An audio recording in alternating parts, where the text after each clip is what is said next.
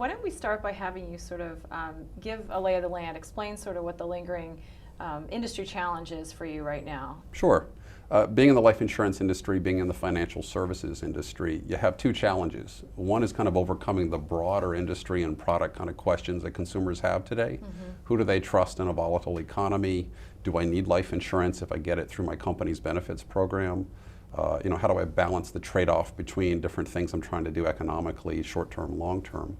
And then from a financial services standpoint, who do you trust for advice? Who do you trust for products for the long term when you've seen big companies fail and you've seen big companies kind of dramatically change over the last 3 or 4 years? Mm-hmm. So we view our marketing challenges being in two parts. One is marketing our category, marketing our industry, and then the second is differentiating us as a company and as a solution provider to consumers once we've kind of helped them get comfortable that they should be going through this process and having this conversation. So when did this whole initiative begin, and sort of what kind of consumer insights did you gather to sort of inform your strategy with this? Well, a big part of the brand positioning really started as the economy started to turn south. Ironically enough, we had just initiated and launched a new brand campaign in the fall of 2008 when everything kind of hit the fan. And the campaign was called The Sign of a Good Decision. And ironically, that played extremely well because that was literally what we appeared to be in the midst of all that chaos. Wow. So we had record sales in 2008, 2009, into 2010 at a time when most companies couldn't say that. Wow. And there was this flight to quality. And as a mutual company owned by our policyholders, kind of differentiated in the marketplace, the more people started to understand that position and who we were, the more we became that quality place to fly to. Mm-hmm. And so the campaign played very well. As the economy has stabilized, although it's stabilized into kind of a malaise as opposed to an upswing, then the question is, can I afford to buy these kinds of products relative to all the other economic pressures that I'm under? Mm-hmm. So we saw the mission start to change, and that was really in the spring of 2011. We sat back and said, both from a company positioning standpoint, how do we take our campaign to the next level?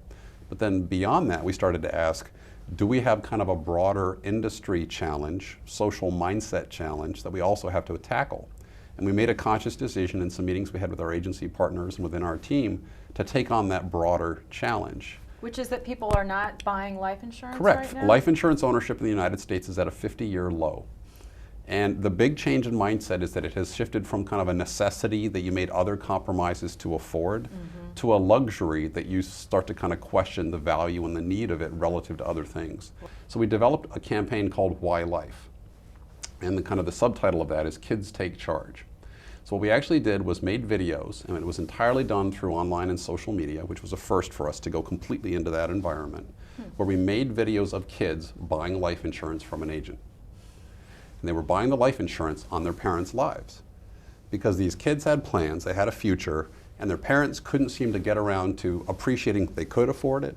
The process isn't as scary or as difficult as you think, and the person who's helping you is a sound professional, you can trust them. We actually had a kid make an agent take a lie detector test. We went through all these different things to try and kind of overcome it. And the way we did that was it was entertaining enough. You could watch it on YouTube or watch it on our Facebook page, and then you could talk about it, and you could share it, and you could post it. And we had folks like mommy bloggers, and we had folks like just friends and neighbors who posted it on their sites. And so we tracked not only how many likes did it generate for us, but more importantly, we said there's a Facebook feature called Talking About. Mm-hmm. So who's talking about what you're doing? Mm-hmm. That number was 10% of our likes or higher. It was a very high number very quickly, which meant people were sharing this topic and talking about it. We're getting a lot of comments, a lot of hits. We were extending it into Twitter and looking at the views on YouTube. And one of the powerful things we saw is that people were watching the whole video. They were watching it from beginning to end. And they were letting that kind of entertainment get them to the point where they realized what they had learned. That these kids kind of were seeing the obvious that maybe they were missing. But you were essentially reaching them as far as emotions go. Correct. But you were also providing that educational component at the same time. Correct. Why did you feel that the social media platform was the best way to get this message out? Because we didn't want it to be simply a push environment where we were explaining this information to someone. We wanted people to internalize it and talk about it. Right. And so we appropriately got lots of this is an obvious thing, I hadn't thought about it, thank you. And we had people who said, don't you realize what the economy is like? How can I possibly afford this right now? Those are both legitimate opinions, and Facebook gives you that opportunity to share that and for us to comment back and have a conversation with people, but also for them to have a conversation themselves. Do you have an actual team that's sort of paying attention and minding? Absolutely. We have a woman who's our community manager, and so she actively 24/7 lives within our online space, watching what's going on from a Twitter standpoint, from a Facebook standpoint, and replying on behalf of the company in real time to issues as they come up. If a service question comes up or something else, she'll draw in the appropriate person from other parts of the company to engage. But that way we keep a 24/7 live dialogue going.